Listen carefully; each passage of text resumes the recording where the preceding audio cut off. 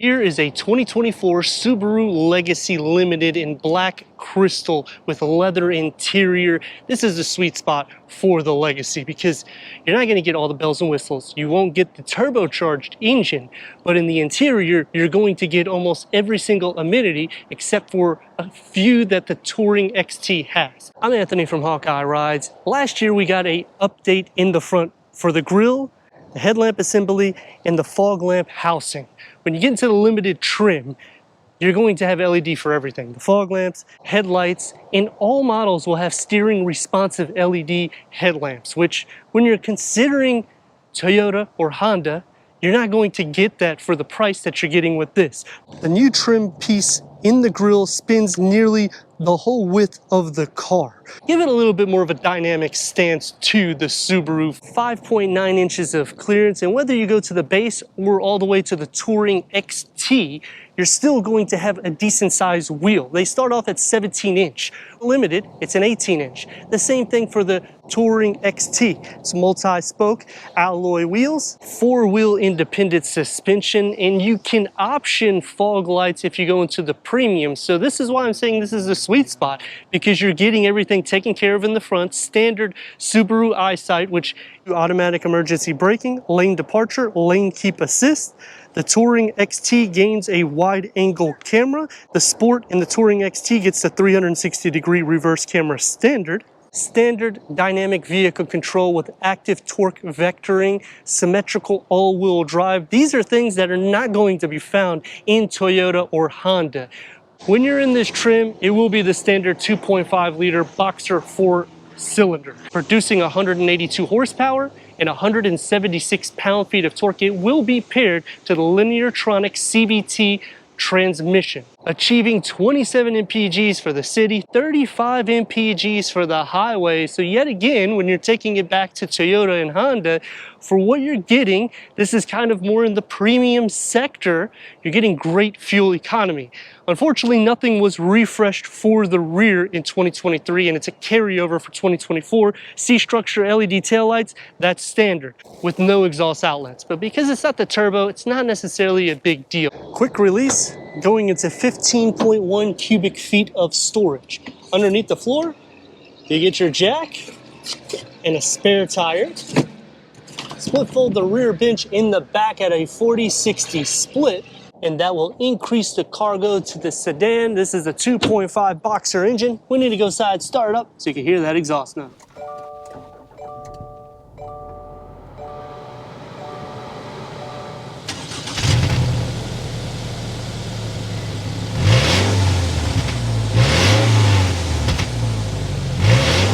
Twelve-way power seat adjustment, heated front seats, 8-way power seat adjustment for the passenger. Manual will be based with cloth. Power seats start coming standard in the premium, and the Touring XT will get ventilated front seats. Headroom is at 38.3 inches, legroom 42.8 inches. The footwell is pretty deep, and I like how it kind of curves inward, so it makes it a little bit less plain, a little bit more sport derived. 8 cup and bottle holders will be found throughout the cabin of the interior. The base model will get dual 7-inch multimedia displays. All the other models will get the Subaru Starlink 11.6-inch multimedia plus, with Apple CarPlay, Android Auto, Sirius XM, streaming Bluetooth audio. Put it into reverse. We got a reverse camera, full trajectory. Dual climate control settings. Standard on the base will be a single climate control, but all other trims will have the dual climate control settings. 2 USB ports, an area that you can put your cell phone, gloss black around the shifter with the leather wrap around it as well. The key fob for the new Legacy. It's going to be soft where you rest your arms. Open up inside to the first tier, and you can fit a smaller phone or some notepads. Open up, it's more deep with a 12-volt charger. Leather wrap steering wheel, it's heated, multi-function. Adaptive cruise control, lane keep assist with the paddle shifters. The gauge cluster has a 4.2 TFT display that can go through an array of information for the driver. And the dashboard and door panels integrate in together. Starting off with the soft materials that's going to wrap where you're resting your arms, one touch up and down for all the windows, and a medium-sized storage pocket with a beverage holder in the front, and a moon roof for the front occupants with an edgeless rear view mirror that's auto-dimming for the high beams. The passenger will receive storage in the dashboard and on the sides of the center. The driver will not receive it. For the back seats, headroom is at 37.2 inches, legroom at 39.5 inches. You have 3 areas of storage behind both of the front seats. The Limited gets the heated rear seats, USB ports, air vents in the center. When you get underneath this trim, you won't receive that. Cup holders, it's a little bit more soft. The door panel is going to have the same materials that's found in the front. Everyday up top, soft where it needs to be, and about the same size storage. The floor is not completely flat, so sliding into, you're gonna have to pick your feet up. The rails are pushed up enough. You will be sharing some feet, butt, and shoulder space. Headroom is going to be a little bit less desirable because we have a moonroof. So you can see I have to kind of slouch down in order to fit in the center. The new Legacy Limited trim. This is not going to have the turbo, but 182 horsepower is pretty efficient for the size of the vehicle. Each trim goes up around 60 to 80 pounds, except for the Touring XT. That one's gonna be a little bit, maybe 20 pounds more than the trim underneath it. 176 pound-feet of torque, lineartronic CVT transmission. Now, I know what you're gonna say already in the comments. I don't like a CVT. Well, unfortunately, Subarus, all of them, unless you're doing the BRZ or the new Solterra, is going to have it. When you're in this car though, it feels more premium. It does have some harder materials throughout the cabin. The seats are pretty comfortable. They're a little bit larger than the Toyota Camry, which is a great thing because the Toyota Camry is one of my favorite everyday vehicles. This is going to be more premium in the interior. When you go into the Honda Accord, they refresh the seats, so the seats is a little bit more comfortable in that. But when you're at lower trim levels, you get more amenities. Plus, you get more standard amenities in this than you would that. And we're gonna see the power of that lineartronic and the engine combined. Here we go.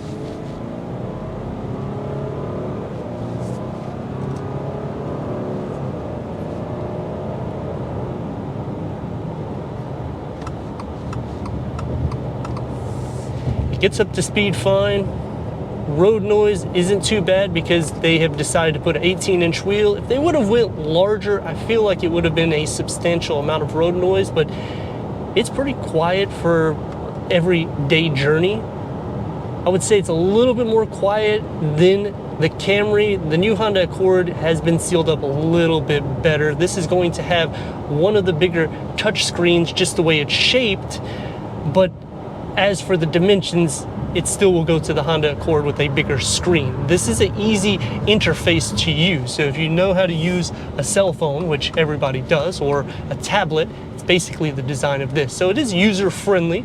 Dual climate control is standard on all models except for the base. That's gonna take me to some pros and cons. I'm gonna start off with the pros on the vehicle. It has more standard amenities than anybody in its class. Getting the Subaru eyesight, that is standard. Symmetrical all-wheel drive.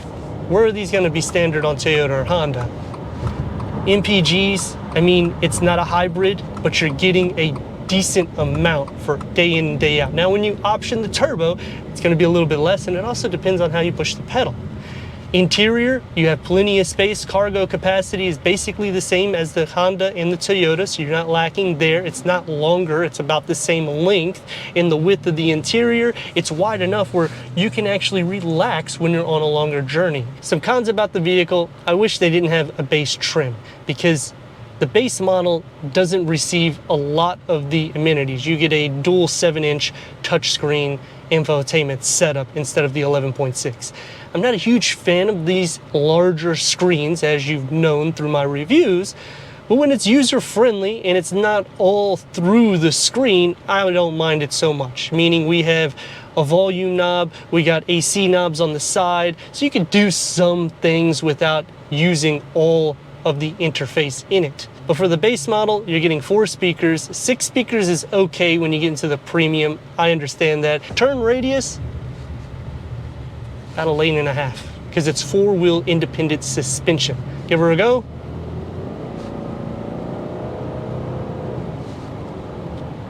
Your everyday drive here is going to be about 2 to 3 RPM, so don't necessarily be upset when you're pushing it hard, because it does need to get up to speed. It's under 200 horsepower, but by dynamically speaking, it can do some movements. It's not something you're going to be taking corners and going crazy with. Some other cons about the vehicle, really all of the features start on the limited trim, which is why it's the sweet spot. But on the disadvantage, you have to go up a few $1,000s each trim in order to get these features, which you can still option packages on Subaru, so I do like that, but unfortunately with the base, you really can't option hardly anything. The steering will have a little weight to it. It's not going to be as artificial as the Honda Accord and the Toyota.